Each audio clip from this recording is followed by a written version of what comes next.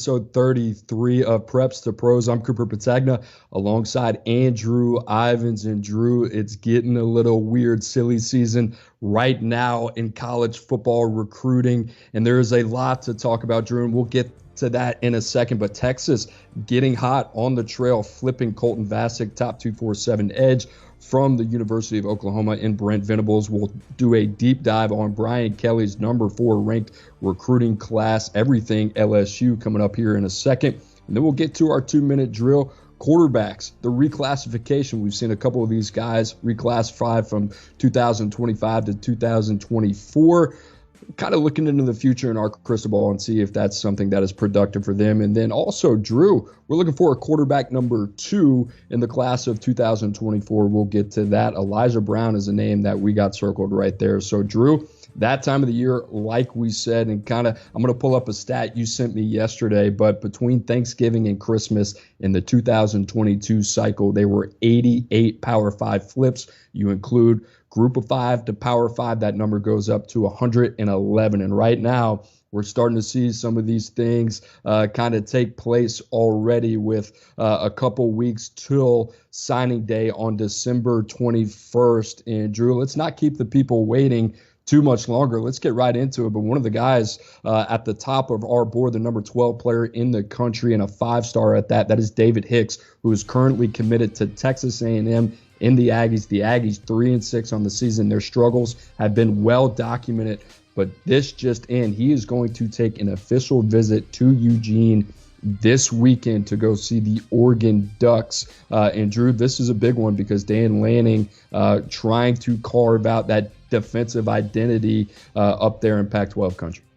Well, Dan Lanning's from the SEC. I mean, he knows that the game's won at the point of attack. You need guys that can get after the quarterback, and David Hicks is one of the best in the class that can do it. I saw him 2 summers ago at Florida's Friday Night Lights camp, Miami's Paradise camp. I mean, that guy, his shoulder dip puts opposing offensive tackles on skates. I think it scares them. He can get to the quarterback, and if I'm Dan Lanning, I'm telling Hicks, hey, man, come be the next Trayvon Walker for me. Come be the next Kayvon Thibodeau there at Oregon. And I think that's interesting because, Cooper, when you were out on the West Coast, weren't you a little tied into that Kayvon recruitment? I was on the other side. I got to have a front row seat to that. I was at the University of Washington at the time in 2018, and Kayvon Thibodeau was on campus in Eugene that year for the Oregon Ducks, and that was a game that Washington highly ranked in the top 15 at the time, but Oregon pulled that one off at home in overtime, won that game 30-27, and that environment was raucous inside Autzen Stadium. And Kayvon Thibodeau, one of the best players in the country, the number 6 player per 24/7 Sports in 2019, was on campus, and he was a 5-star. There was a lot of buzz around him being on campus. So for him to be there, take in that environment in Oregon, to be able to get a win over the Washington Huskies. And if you don't know a lot about that rivalry up there in the Pacific Northwest, that one gets a little bit chippy. So I think this is a really good play for Dan Lanning and company to be able to get David Hicks back on campus. And he's going to be able to see a really good environment this weekend where Oregon is going to have college football playoff implications. So right now, I think this is kind of what we're seeing, Drew. There's a couple teams that are struggling around the country. You could throw Texas A&M in there, like I said, at 3-6, underperforming with the expectations. Oklahoma is a team that we're going to talk about here in a second, but this is what good teams do. They never stop recruiting. We've seen this a lot already. We talked about Dante Moore earlier in the week. So I expect to see this a little bit more over the next couple of weeks, Drew. I think that is the clear expectation, as we just mentioned, those statistics from last year in 2022. I'm not sure how different it's going to look. Yeah, 88 flips between Thanksgiving and Christmas. That number rises to 111 because you got to remember, schools are also going to mine for late bloomers in those group of 5 ranks, peak up and down in classes, and you can find some good players there. Gabe Akis, the star freshman pass rusher for Illinois. You know, he's a kid that was committed to Tulane, woke up during the early signing period, thought he was going to play for the Green Wave, and he flips over to Illinois. So I do expect a ton of movement, Coop, and I think the best way to describe it is some of these schools, they smell blood in the water. I mean, right now we know what's going on at Texas A&M. Hey, Oklahoma is struggling, and I think that's kind of what played in for Texas here with them getting Colton Bosick, the top 247 pass rusher. He flipped Tuesday afternoon. He was committed to Oklahoma. Now he's committed to Steve Sarkisian and the Longhorns. And Peyton Kirkland, the offensive line commit for UT, he keeps tweeting out that Texas is going to have the #1 recruiting class when it's all said and done. And I got to tell him, man, I think mathematically that's going to be pretty hard. We've talked about this in the past. You know, Alabama's there, but Colton Bosick, a big pickup. You know, this is a really polished pass rusher. He reminds me a little of Trey Hendrickson, who's in the league now. He's with the New Orleans Saints, and he was with the Cincinnati Bengals. I think he's a guy that can win with technique. He's going to win with effort. So I like this pickup. I really like what Texas is doing, and it sounds like they're not done. You know, Anthony Hill just backed off a commitment from Texas A&M. So UT getting it done, and we're only going to see more schools trying to get aggressive here and flip some blue chip talent at the buzzer. And it's a big win for Texas, not to mention because they're getting a good player. But, you know, Colton Bosick is a legacy. His dad played defensive line for the Longhorns from 1991 to 1995. So to be able to get him back in the fold, definitely a big plus for Steve Sarkisian and company. Drew, you mentioned Anthony Hill there as well, the significance for a team like Texas to be back in that battle for Anthony Hill. And they certainly appear to be trending for his services. And this got to hurt Jimbo Fisher and Texas A&M, even with the embarrassment of riches that they brought in the 2022 cycle. You're starting to see some of the impact of them underperforming on the field in this calendar year. So we'll keep an eye on Texas A&M. We'll keep an eye on Oklahoma as well. But Drew, we'll go to the SEC East here in a little bit of an under the radar addition for the Tennessee Volunteers, who continue to just kind of work their way up the recruiting rankings. But they get the big man out of Montgomery. That is Bison Lang, and a guy that is in my backyard here in the state of Alabama. And Drew, what does this guy have in common with another guy that I overlooked last year, Quinshon Judkins? They went to the same high school, so I want to make sure that I'm not doing that this year. But when you look at this guy, Bison Lang, I think a guy that fits really well in Knoxville. You look at the size, 6'4.5", 335 pounds, 34.5-inch arms and big hands at 11 inches. But a guy that plays left tackle right now, I think his long-term trajectory in the SEC is probably going to be moving inside. But he's got light feet. He bends well. He can get to the second level in this up-tempo passing offense where the ball's out quickly, Drew. I think he's a really good fit for what Josh Heupel wants to do.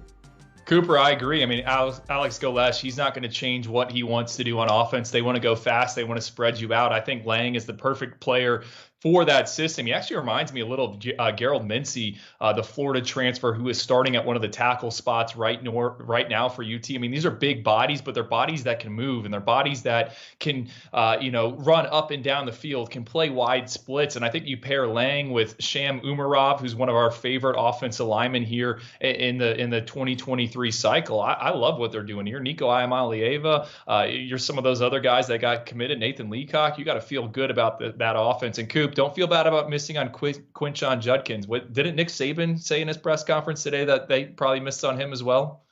That made me feel a little bit better. He wasn't the only one, but yes, there was a shout out to Quinshon Judkins. He would have liked to have him on his team. Hey, happens to everybody, even the best miss. Nick Saban showing the example there. But Drew, let's get into a little bit of rapid fire, and we'll jump into the SEC. Florida is set to host a top 247 quarterback in the class of 2024. And if you're starting to sense a little bit of a theme here, these quarterbacks in 2024 are starting to come off the board. But that is a guy that we like, Drew, and especially revisiting the board. That is Jake Merklinger from Calvary Day Christian in Savannah. And you're kind of monitoring the quarterback dominoes. Florida is yet to get off the board there.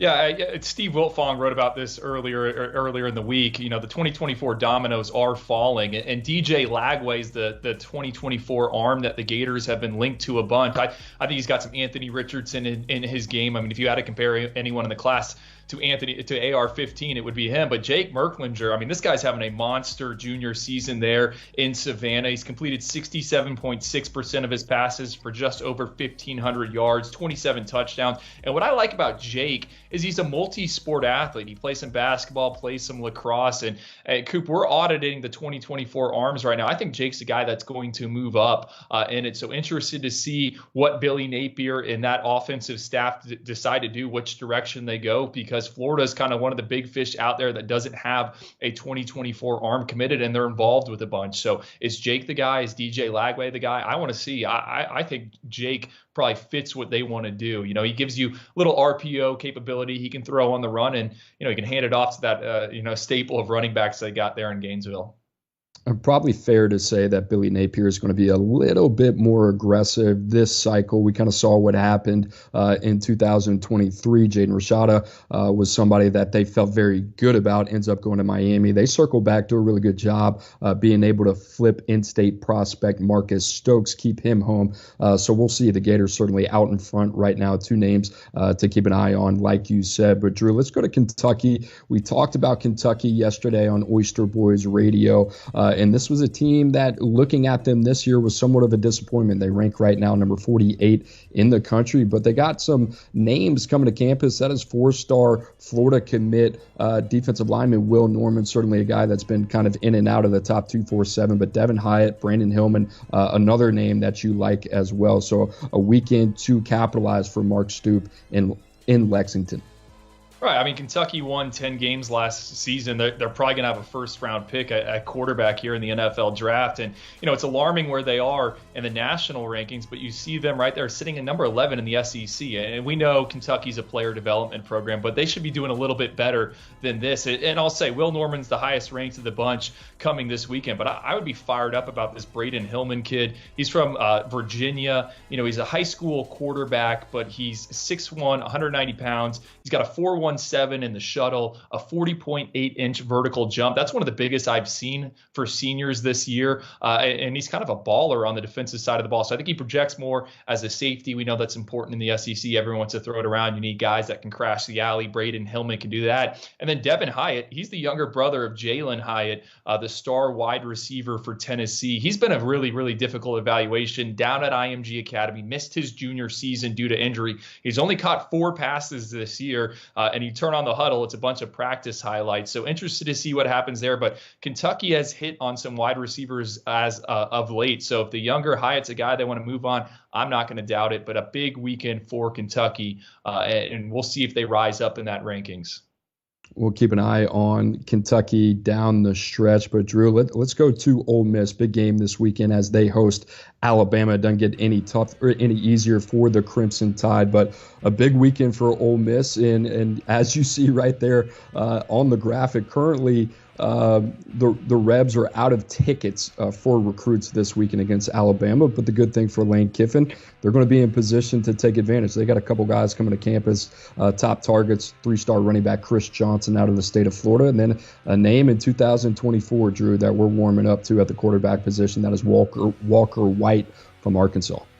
Cooper, that's a first, right? You've never seen someone announce a recruiting section sellout, right? I mean, I'm sure it's happened in the past, but no one's put it out there on social media. So I thought that was cool. No, Christopher Johnson, this is a running back right in my backyard, Dillard High School, Florida's 3A state champ in the 100-meter dash and the 200-meter dash. So this kid can fly. We know speed kills. This is a heated battle between Ole Miss and Miami. We know how Miami season's going, and a lot of people are pointing to what Ole Miss's running backs are doing in Oxford. Quinshon Judkins, Zach Evans, and I think Chris is really drawn to what's going in Oxford, so interested to see what his message is coming out of the weekend. He's probably still going to take a visit to Miami, but Ole Miss, they feel like they have some momentum coming into that visit, and they're going to try to look to lock him up this weekend. Coop, you mentioned Walker White, the quarterback. He's a guy in the class of 2024. I know me and you keep talking about it, but we're kind of pouring through the film on those guys right now. Walker, I mean, this guy is a freak athlete. You know, he kind of moves around like Tim Tebow,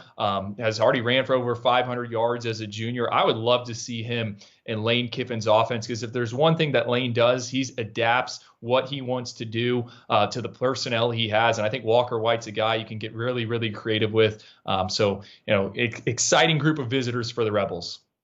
Yeah, keep an eye on that name, Walker White, especially as our rankings are set to come out here in the next week or so here at 24/7 Sports. And just another reminder, keep it locked with 24/7 Sports over the next couple of weeks as signing day is quickly approaching in college football. Regular season is coming to an end. Make sure to subscribe to the 24/7 Sports YouTube channel. Make sure also to leave a like and a comment as well. Hopefully you guys are enjoying the content. But Drew, just like we do every week, we pick an MVP or a team of the week. This week, the LSU Tigers ranked number 7 in the college football playoff rankings, coming off a huge win to number 6 Alabama at home in a overtime thriller. I think everybody knows the story at this point, the 2-point conversion. Mason Taylor, we talked a lot about those freshmen last week that had such a big impact in that game.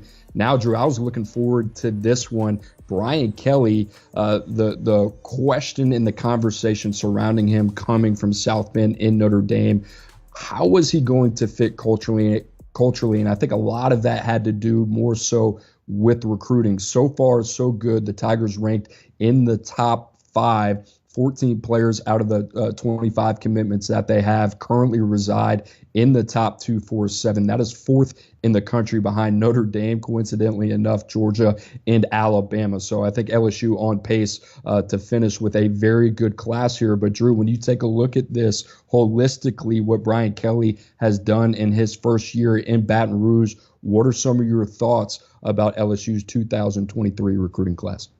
I got 2 big takeaways here. The first one is I love what they're doing on the offensive line. We talked about it last week on the 24/7 Sports YouTube channel when DJ Chester picked LSU before they even beat Alabama. We love what he brings to the table. We love Zalance Hurd. They got a few other, Tyree Adams, Paul Mapinga out of Georgia. I think this might be the top offensive line class in the SEC and probably the top offensive line class in the country. Now, is that surprising? I mean, if you think about it, not really. Brian Kelly, when he was at Notre Dame in that during his tenure, he had 3 offensive linemen go in the first round, 3 more go on day 2. So he always puts an emphasis on protecting his quarterback, being able to run the football. So I really like what LSU is doing in the trenches, specifically on the offensive line. And I think they're recruiting nationally, which is a smart play. It wasn't too long ago that the Tigers went 15-0. It were really kind of this darling story. And I think a lot of the teenagers, a lot of these recruits can resonate with that. I mean, look to the NFL right now. You got Joe Burrow, you got Honey Badger, you got Jamar Chase, Clyde Edwards-Helaire. I mean, LSU has a national brand. So I know they're always going to focus on the backyard, but I think it makes sense to recruit in California, to get down into Florida, to go up into Steve Wiltfong's backyard and grab a 4-star pass rusher. So that's what I like about LSU's group so far. What about you, Cooper? I love the approach 1 through 25. And to me, as somebody that used to work in the personnel world, I think what you would try to go out and accomplish when you build your board is you want to have a specific vision for every player. And when you look at Brian Kelly and what he's done in this cycle in 2023, you get the sense and understanding that this is somebody at the helm that understands what he is trying to inject into this program. And it's a flavor of a little bit of everything. You got DeSean Womack at the top, who I think is the jewel of the class, and almost another guy that could be in that potential 5-star conversation. You talked about the offensive line, what they've done there. Brad Davis has done a tremendous job. I think what they've done in the secondary, and I think the national flavor, Drew, like you talked about it, they went out, they go to California, they get a guy like Dalen Austin, who has continued to ascend in the rankings. Jeremiah Hughes, a really good get. I think they've just been smart about not only who they're recruiting, but where they're recruiting, and not only how that impacts their class in 2023, but if these guys have success, how that is going to continue to impact LSU and their recruiting philosophy in the future. So I think Brian Kelly, his staff, you got to give them a tip of the cap. I think they've been really good. They have focused on Louisiana, the southeast part of the United States, which is essential, but they've also been very calculated, utilizing their relationships in different parts of the country, like St. Louis, like Nevada, like we talked about in Indianapolis, up there as well with Joshua Mickens. So I think they've done a really good job. I'm interested to kind of see if that's something that they're going to continue to do in the future. But Drew, the headliners of this class, we talked about a couple of them already, but I want to start with the two wide receivers and a couple guys that have, I guess, kind of caught headlines for us earlier in the process. One guy you're very familiar with in Jaylen Brown, another one very talked about in Louisiana circles, that is Shelton Sampson. But these two guys right here, you got to be excited about the trajectory and how they fit in Baton Rouge. I think Cortez Hankton, the wide receivers coach, is a little underrated, right, with fans. He comes over from Georgia. What's he going to do? How's he going to approach his wide receiver room? And I love what he's got committed. Jaylen Brown, this is a kid I've followed throughout the recruiting process. Remember meeting him as a young 10th grader. Now he's getting ready to enroll early here in 2 months. I was at his game this past Thursday, and the quarterback play isn't great.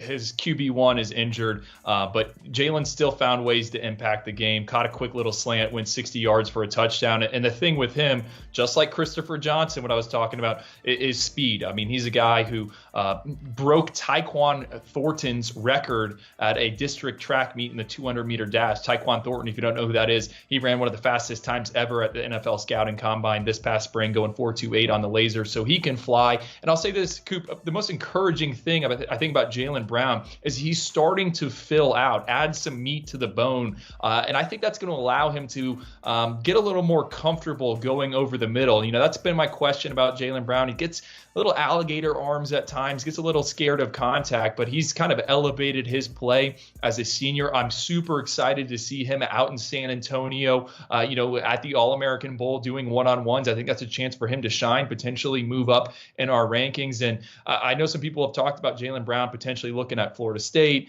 Tennessee's been tossed out there. A head coachless Auburn's also been mentioned as a visit destination. But just talking with Jaylen's father a few days ago, I think Jaylen's as locked in as he has been with LSU, and obviously this season is a big reason why he feels so good about them.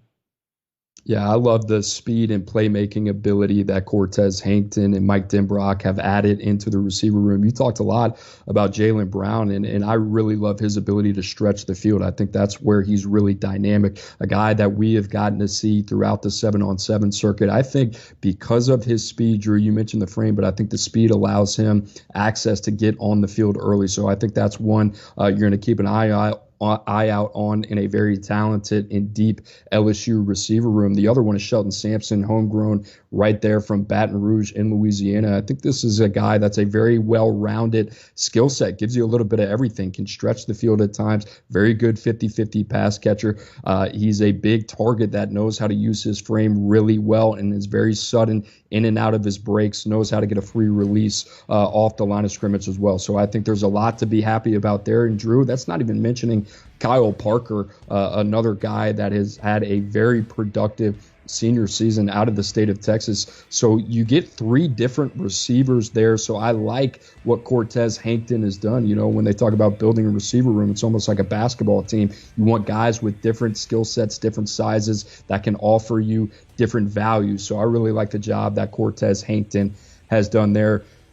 Drew, on the defensive side, to me, this is one of the most underrated takes of the cycle, and we've talked about this guy a lot. I think our antennas kind of went way up when we saw this guy in July at Future 50 at IMG Academy, and he dominated this event. But that is DeSean Womack, who was stuck with the Tigers throughout his commitment and hasn't really wavered at all. But Drew, like I said earlier in the show, I think this is a guy with 5-star potential. He's knocking on the door right now, ranked number 36, and watching his film, I enjoy watching him probably more than any other player in the country, but he's active. He's got a quick first step off the line of scrimmage, very sudden, can bend and can play the edge, but you can really utilize him in a lot of different facets, whether that's in a three-point stance or standing up off the edge. And the guy that I kind of think about, Andrew, and I know me and you were talking about this pre-production, but it's a little bit of kind of BJ Ojulari more in terms of how he's going to be utilized at the next level. And Matt House, right now, if you're not familiar with him, the first-year defensive coordinator for LSU that came over from the Kansas City Chiefs, he's earning himself quite a reputation with the way he's been able to maximize guys like BJ Ojulari and Harold Perkins. Cooper, you can admit it. DeSean Womack is your recruit crush of the 2023 cycle. We He's all got my guy. one. And He's my guy. I know he's yours. The BJ Ojulari comp is great. I think they're going to try to use him in that role because assuming they're going to lose BJ to the NFL draft. He reminds me a little bit of Mykel Williams last cycle. So let's go back. That's a guy that was outside of our 32 in the rankings, and then he gets out to San Antonio at the All-American Bowl, and he rises all the way up into that top 5. He gets to Georgia. Everyone in Athens can't stop talking about Mykel Williams, and as the season has progressed, Mykel has found his way onto the field in one of the most talented defenses ever. So I do really like what we're seeing from DeSean Womack. I just think he moves so well for such a big frame body. He can be molded into whatever you want. I think he'll probably be a situational pass rusher early on when he arrives in Baton Rouge. Coop, but I think out of everyone in LSU's class, I think he's the one guy that I said, yep, he's avoiding a red shirt and he will play relatively early. And I think you're going to agree with me on that. Yeah, and the great thing about him, he's still figuring it out. I mean, this was a guy to me that was winning based off of his explosiveness, his ability to go speed to power. But in terms of developing a secondary pass rush move, those are aspects of his game that he needs to continue to develop and will develop once he gets to Baton Rouge. And if you're an LSU fan, I mean, that should only get you more excited that this guy has been as effective as he's been throughout his high school career. And there's still a lot of meat on the bone in terms of his development. But Andrew, let's go to the offensive line now. You talked about it a little bit earlier. This is one of our favorite offensive line hauls in the country, if not our favorite. And it kind of starts up top with a guy from the Peach State, and that is DJ Chester, a recent commit for the Tigers in Brad Davis. And when you think about what LSU's been able to do, I think the key this year for them, and it's been a pleasant surprise, they knew they had two really good football players in Will Campbell and Emory Jones, the two starting tackles at LSU. But for those guys to be as good as they've been this season, to me, that allows for so much position flexibility down the road when you start talking about guys like DJ Chester, who's now probably allowed to slide into his natural position at guard and cross-train. Zalance Hurd gets to be a little bit more patient in his process as he's developed. Same with Tyree Adams. And then you got Paul Mupenga who's going to kick inside the center. So a lot to like there. I love what LSU has done up front.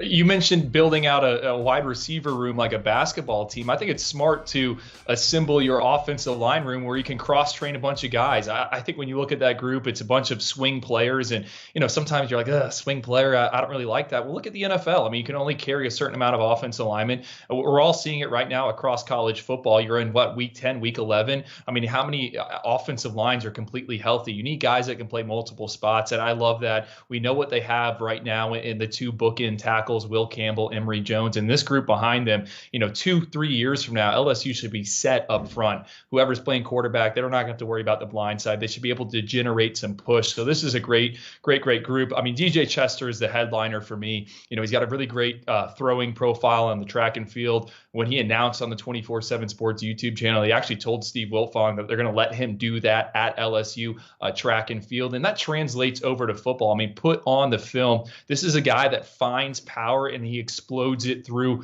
his hips as he moves people out of the way. So no, Brad Davis is doing an excellent job. And I said it when we started this whole LSU segment. I mean, Brian Kelly knows what he's doing on the offensive line. So not surprising. That's a strength of this class. Yeah, and the other guy that doesn't really get talked about a lot is Paul Mupenga from Buford. And this is a guy that I think plays tackle right now, is going to slide inside, play center. I think he's going to be an excellent fit there. You see the way this guy moves, can play at the second level. Kind of reminds me of Lloyd Cushenberry, who played his ball down in Louisiana at LSU, now with the Denver Broncos. So if they can get that type of production, they'll be elated there at LSU. But Drew, one of our favorite parts of this segment, kind of being able to pull the curtain back, give some love to a player that is maybe not stealing as many national headlines. But is there a guy in this class that stands out to you that's maybe not in the top 14, like we talked about, in the top 247 for LSU, that you've kind of done some homework on and say, hey, I think they got something here? I like Dylan Carpenter, the kid that committed over the weekend, in-state defensive lineman. They flip him from the Ragin' Cajuns. And this is a kid that they worked out, right? So they worked him out in the summer. And really, I think what pushed him that's pushed the tide over and got him in the class is his senior tape. It's excellent. They play him as a Mike linebacker. He also puts his hand in the dirt. I just think that this is a guy that's going to come in, and if he is your fourth or fifth pass rusher, you're going to be in a good spot. I love the twitch on him. 6'3", 241, 10-inch hands, 33-inch arms, 80-inch wingspan, 5.07 in the 40-yard dash. I think this is a great take. And Coop, I always say it, man, like you got to develop your players. And if we're looking at, what college football is right now, the transfer portal is kind of free agency, and then, high school recruiting, that's the NFL draft. And Dylan Carpenter is essentially a day 3 pick, 5th, 6th, 7th round. If you can start hitting on those guys, you're playing with house money. So excited about Dylan Carpenter. Don't think he's going to be a year 1, year 2 starter, but you look up and all of a sudden, he's making an impact in that defensive line rotation. I would not be surprised. Listen, the attention is going to be on 1 through 14 in LSU's class, just like we've showed. That's who we're talking about, right? The headliners of this class. But 15 through 25 is going to make the difference, especially on depth. And when you look at LSU this year, they only had 39 scholarship players last year on the roster in the Texas Bowl. So Brian Kelly had to overhaul this roster. And you could say, yeah, they're in the playoff race right now at number 7, and they've done a tremendous job. To me, where they've taken the biggest hit is depth. And where does that show up? On special teams. So when you look at a guy in state like this, who was formerly committed to UL Lafayette, these are the type of guys you get into your program and you let develop. They become quote unquote program players. They have multi-year starter traits and potential, but they're going to need some time to be in a structured program and get to the point where they can be coached up, develop, get in the weight room, and everything they need to do from a nutritional aspect to get up to speed to contribute at a place like LSU. So I really like that take in Dylan Carpenter. Drew, another guy that I really liked, I turned on the tape a couple weeks ago, Christian Brathwaite from Texas, who LSU flipped from Baylor. Dave Aranda, obviously those two are familiar with each other, but I really like this one. This one kind of flew under the radar. This is a guy, a 4-star for us, but he is an incredibly instinctive back. I'm going to talk a little bit later here about Harold Perkins, his impact on LSU's team, but he needs a running mate, especially at the linebacker position. I think LSU is upgrading that position this year. You talk about Brathwaite, and then also Whit Weeks coming in as well, a guy that we like out of the state of Georgia. So I think this guy more physical, instinctive between the tackles. He's got a really good feel and a knack for the football. I think you can line him up off the edge. We talk about that versatility and why it's so important in a Matt House defense. We've seen the way that he's utilized guys like B.J. Ojulari and Harold Perkins this year. That just becomes a lot more harder to game plan for when you got athletes like this that can do a lot of different things. So I thought this was a under-the-radar pickup for the Tigers. I think this is going to be one that serves them well down the road. So, Drew, it's been all love so far, but we got to look at the other side of it as well and take a look and say, hey, is there something that maybe pops up when you're looking at LSU's class that says, hey, this is a little bit of a question mark for me going forward? I still think they need to add some more in the secondary and on that defensive side of the ball. They're going to lose a lot.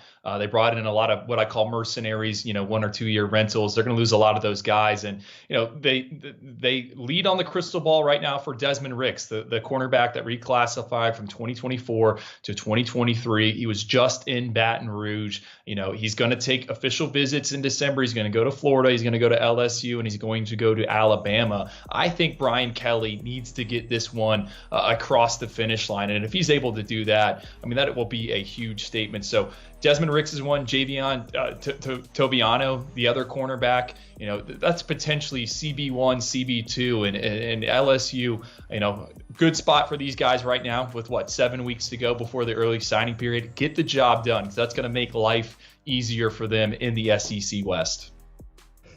For me, Drew, I'm going to go to the quarterback room, and people might be saying, what are you talking about? You look at the quarterback room, and it's 3 top 247 guys with Garrett Nussmeier already there, Walker Howard in the boat as well, a freshman redshirting for LSU in Baton Rouge. And then you got Ricky Collins, a guy that I am certainly high on in the top 247 for us.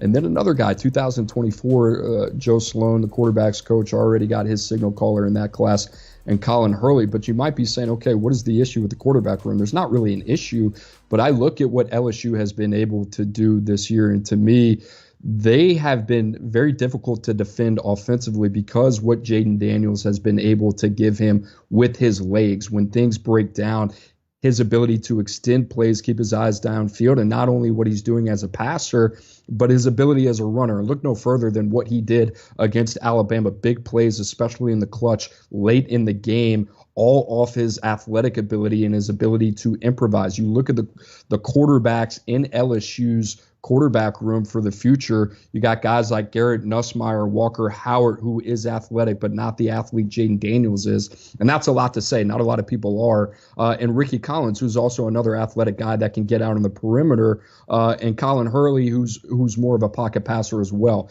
I just think it has been this pleasant marriage that not a lot of people have expected. And this is not traditionally, even dating back to what Brian Kelly had at Notre Dame, the type of quarterback that Brian Kelly and Mike Denbrock would recruit. But if I'm those two guys, maybe I'm getting in a room and saying, look, it might help us to have one of these guys in our room at all times, a guy that can improvise, extend plays, be more of a creator in our offense when things break down. So that's one thing. I got that filed away in the back of my head, and maybe that's something they look forward to in the future. But right now, they got a lot of talent coming into that room, but those guys are very, very similar. So just think about that, and we'll see how that kind of unfolds over the next couple of years or so. But Drew, wrapping up, not wrapping up, but getting there. Icing on the top, icing on the cake, I should say. But LSU right now, they're in a really good spot, the number 4 class in the country, and some room to improve. You talked about Desmond Ricks. You talked about Javian Toviano.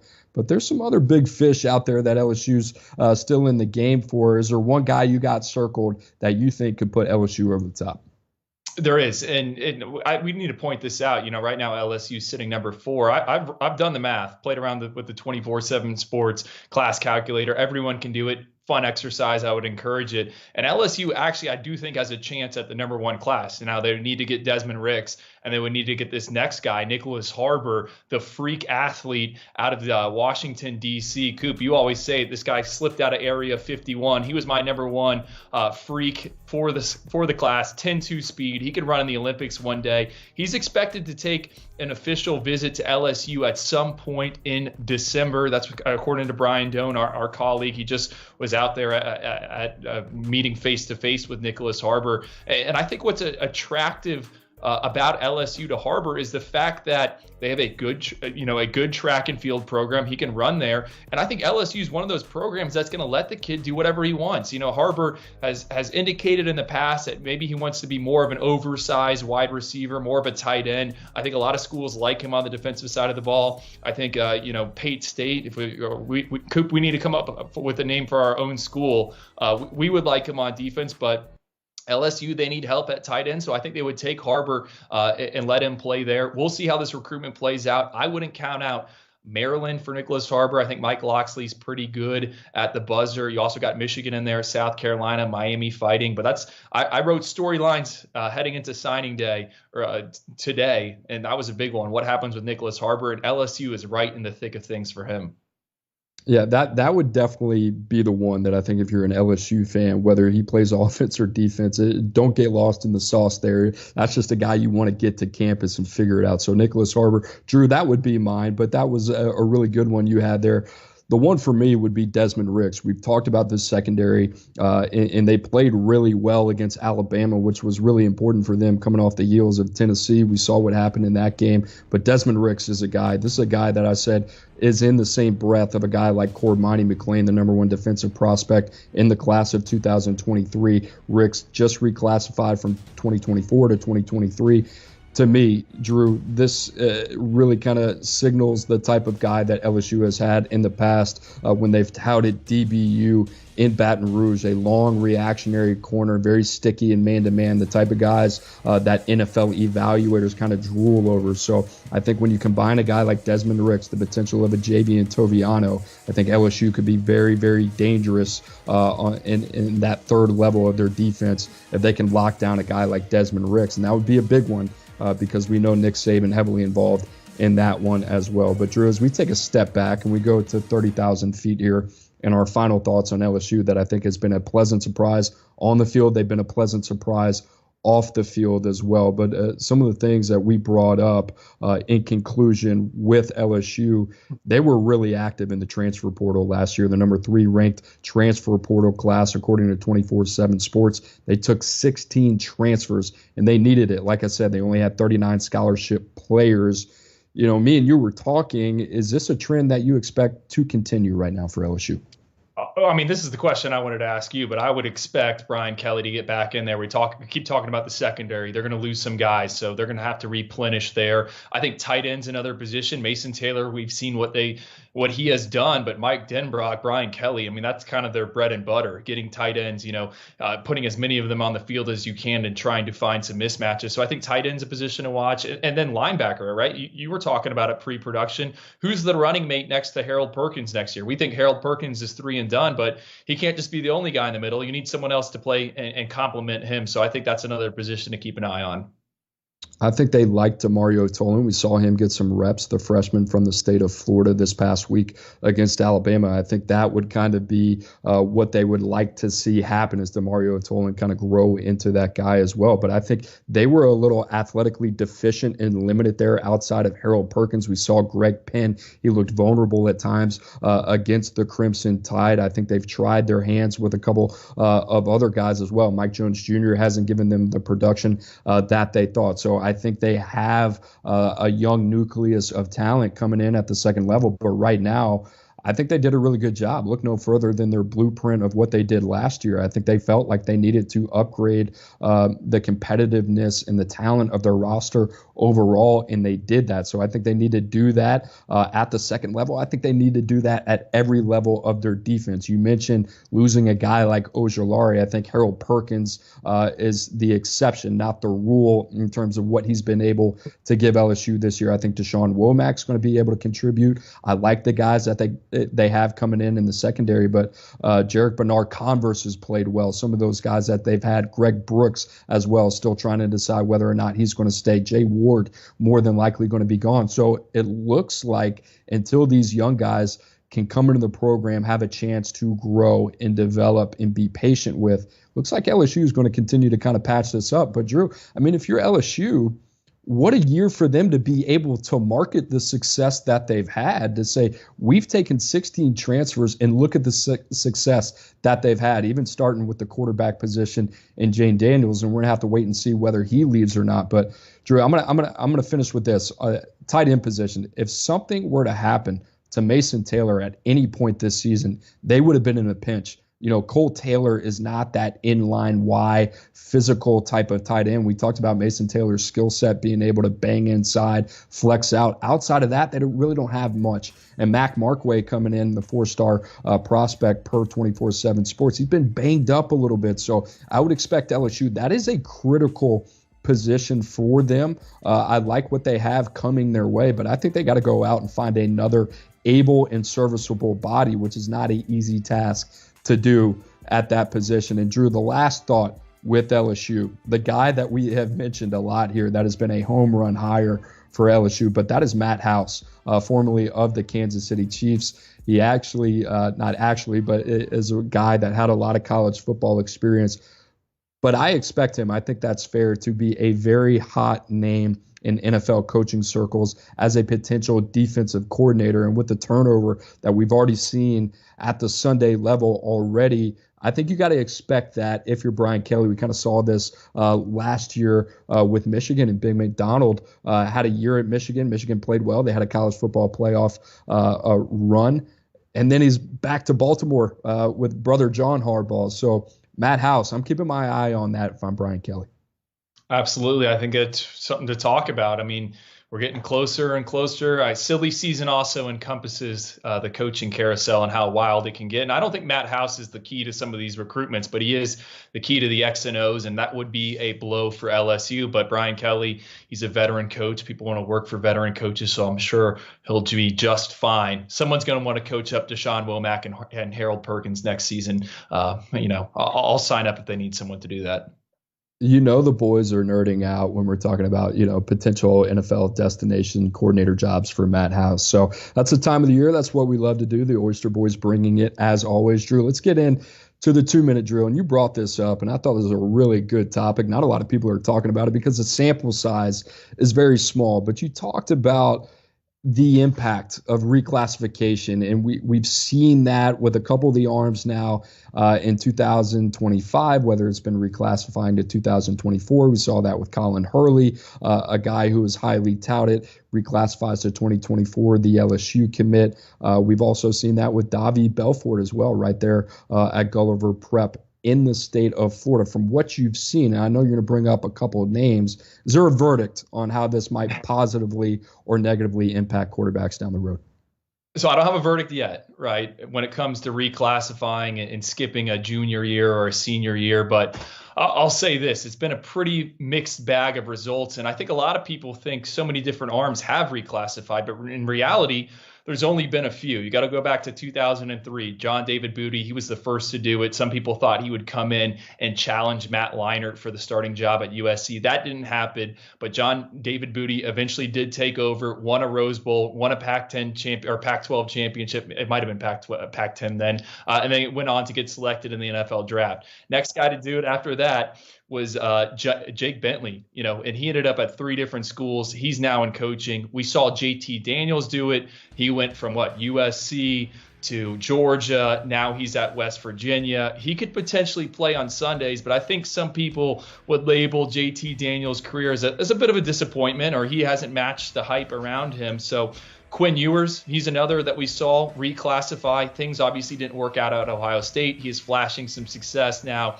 at Texas. So, that's why it's kind of a mixed bag. We don't really know. But I think a lot of people just assume that these kids can skip a year and they'll be fine. But data has shown that, getting 12, 13, 14, 15 games where you're throwing, 20, 30 passes, those live reps are extremely valuable, and you need those. And I look at a guy like CJ Carr, Cooper, we mentioned him, the Notre Dame commit in the class of 2024. We've mentioned him a lot. We think he's a guy, and there was talks of him reclassifying to 2023, and he's going to stay for his senior year. And I think that is excellent. If you're a Notre Dame fan from a development standpoint, there was no chance that CJ Carr was going to come in and play right away. So I like that. Colin Hurley, we'll see. It's an interesting move. And, sometimes these kids are a little bit old for their grade. Colin Hurley, he's going to start classes at LSU. I think he's going to be just 16 or 17 years old. So interested to see how that pans out. But for anyone out there thinking, hey, race to the NIL money, race to get to college, just remember, you can't replicate those live game reps. It's a lot different throwing on Friday nights than it is throwing for the scout team. So something to marinate on as we move forward and we see more of these kids make decisions like this.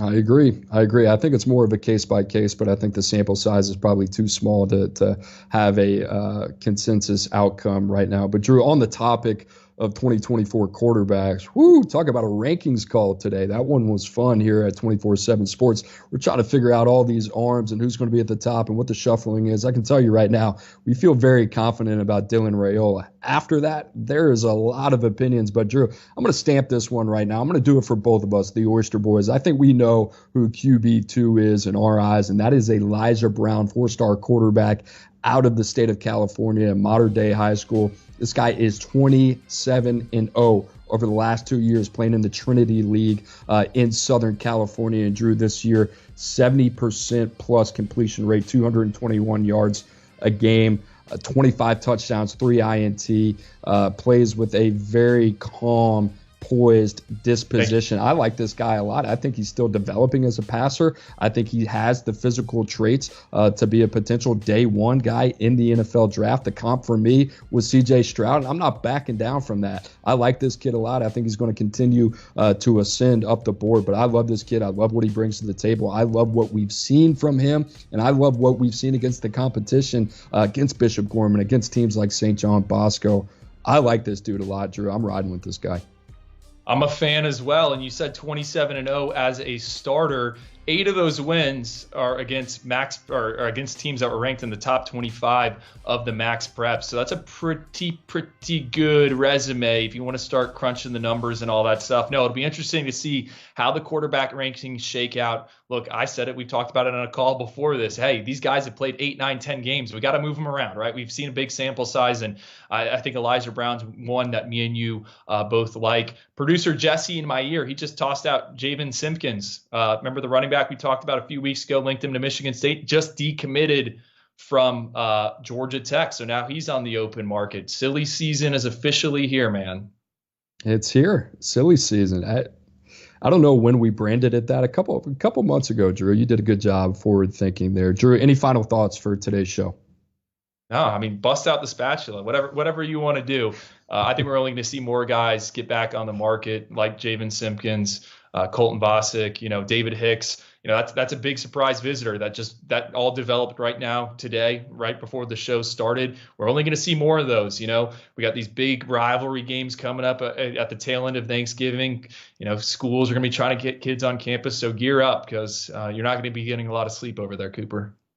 I'm going to throw a Petagna flag. I think David Hicks's visit to Eugene is an unofficial visit, not an official visit. Correct. I misspoke earlier in the show. Big visit, nonetheless. But like Andrew said, it is silly season. A lot going on right now.